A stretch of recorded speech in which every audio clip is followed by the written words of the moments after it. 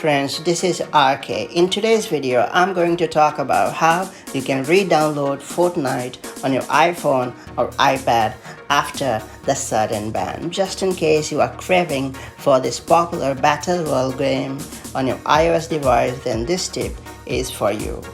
Before getting started, make sure you have subscribed to our YouTube channel so that you won't miss any update from us. Now, to get started with steps, launch App Store and then make sure Today tab is selected at the bottom. After that, tap on your profile photo and then tap on Purchased. Now tap on My Purchases. On this screen, you will see the list of all the apps which you have installed across iOS devices. You have to simply search Fortnite.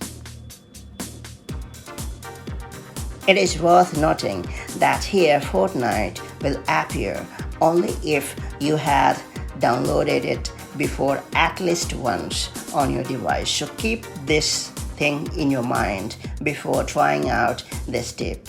Otherwise, it won't appear. So, as you can see, I had downloaded it on my iOS device. That's why Fortnite has shown up here. Now, all you have to do is simply hit the download button and you are ready to go.